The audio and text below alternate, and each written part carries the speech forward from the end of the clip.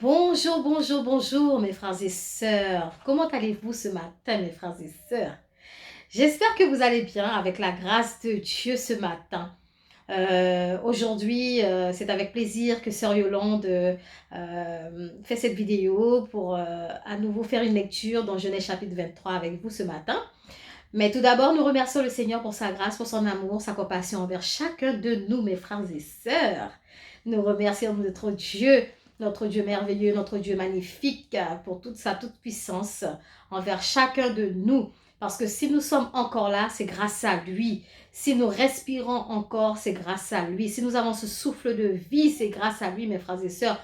Nous devrions le remercier pour sa grâce envers chacun de nous ce matin parce que il y en a qui n'ont pas cette chance, qui n'ont pas eu cette grâce d'être là encore. Comme nous le savons, il y en a beaucoup qui sont partis à cause du coronavirus. Et il y en a encore qui sont couchés à l'hôpital, mes frères et sœurs, qui sont malades, qui sont paralysés. Ils ne peuvent même pas lever une main, ils ne peuvent même pas marcher, mes frères et sœurs. Et nous pouvons marcher, nous pouvons parler, nous pouvons bouger, aller partout où nous voulons. Donc, nous remercions le Seigneur pour cette grâce magnifique qui nous fait encore ce matin. Ben, j'espère que vous allez bien, hein, mes frères et sœurs. Hein? Sœur Yolande, elle est contente de pouvoir partager la parole de Dieu avec vous ce matin. Donc, comme d'habitude, hein, vous savez, hein, tout ça vos Bibles. Je vais vous faire la lecture à la gloire de Dieu, mes frères et sœurs. Alors, je lis pour vous, mes frères et sœurs. Et s'il vous plaît, mes frères et sœurs, ce que j'allais vous demander, n'oubliez pas de mettre des pouces en l'air pour Sœur Yolande, pour lui donner la force pour continuer à faire ces vidéos-là. Et n'oubliez pas de vous abonner. Et je remercie tous ceux et celles qui se sont abonnés de nouveau à ma chaîne. Merci à vous toutes et merci à vous tous au nom de Jésus. Merci pour la force que vous me donnez chaque jour pour pouvoir partager la parole de Dieu avec vous dans le nom de Jésus, mes frères et sœurs. Donc, je commence la lecture pour vous à la gloire de Dieu. Alors, nous allons lire le chapitre 23 de la Genèse, du verset 1er jusqu'à la fin. La vie de Sarah fut de 127 ans. Telles sont les années de la vie de Sarah. Sarah mourut à Kirjat Arba, qui est Hébron, dans le pays de Canaan. Et Abraham vint pour mener deuil sur Sarah et pour la pleurer. Abraham se leva de devant son mort et parla ainsi au fils de Heth. « Je suis étranger et habitant parmi vous.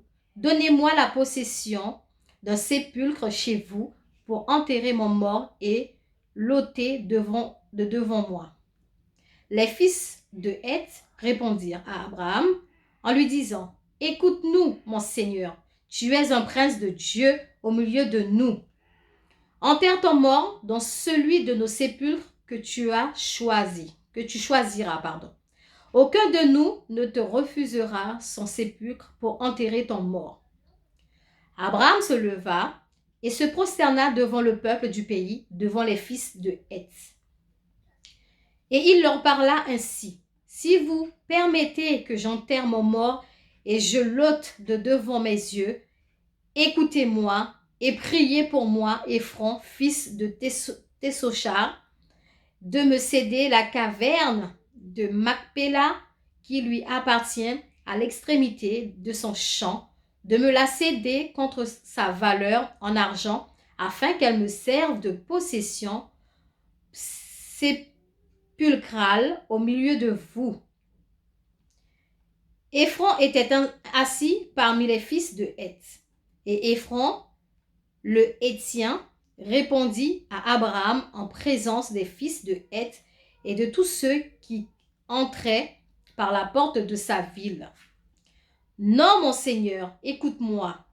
Je te donne le champ et je te donne la caverne qui y est. Je te les donne aux yeux des fils de mon peuple.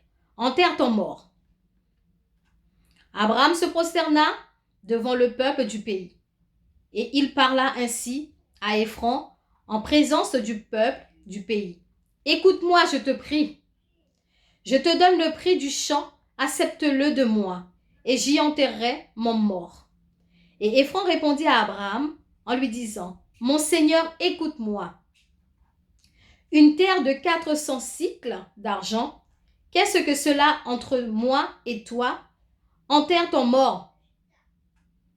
Abraham comprit Éphron, et Abraham pesa à Éphron l'argent qu'il avait dit, en présence des fils de Heth, 400 cycles d'argent ayant cours chez le marchand. Le champ d'Éphron à Macpéla vis-à-vis de Mamré, le champ et la caverne qui y est de tous les arbres qui sont dans le champ et dans toutes ses limites alentour, devinrent ainsi la propriété d'Abraham aux yeux des fils de Heth et de tous ceux qui entraient par la porte de sa ville. Après cela, Abraham enterra Sarah, sa femme, dans la caverne du champ de Macpéla vis-à-vis de Mamré, qui est Hébron, dans le pays de Canaan.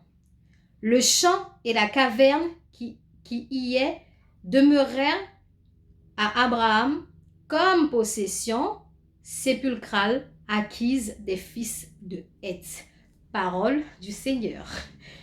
Que Dieu vous bénisse à travers ces paroles, mes frères et sœurs. Donc, nous avons vu que Sarah est décédée à l'âge de 127 ans. Dieu donna la vie à Sarah jusqu'à 127 ans, mes frères et sœurs. Aujourd'hui, nous voyons que c'est rare de voir des gens mourir à cet âge-là. C'est très, très, très rare. Ça se fait encore un peu, mais c'est très, très, très rare. C'est vraiment rare de voir quelqu'un mourir à 127 ans dans notre époque d'aujourd'hui. Donc, nous voyons que c'était la mort de Sarah que Abraham cherchait un endroit où enterrer Sarah. Donc, voilà, c'est cette parole que je voulais partager avec vous à la gloire de Dieu. Que Dieu vous bénisse, mes frères et sœurs, et je vous dis à bientôt pour une nouvelle lecture à la gloire de Dieu, toujours avec la sœur Yolande. Bisous, je vous fais de gros bisous. Et surtout, ne lâchez pas, mes frères et sœurs, continuez à prier le Seigneur, et le Seigneur, il fera tout ce que vous voulez. N'abandonnez pas. C'est vrai que des fois, les moments sont durs, ce n'est pas facile de perdre quelqu'un, mais je sais que le Seigneur est capable de vous donner cette force au nom de Jésus. Que Dieu vous bénisse, mes frères et sœurs, et je vous dis à bientôt pour une nouvelle vidéo à la gloire de Dieu. Bisous.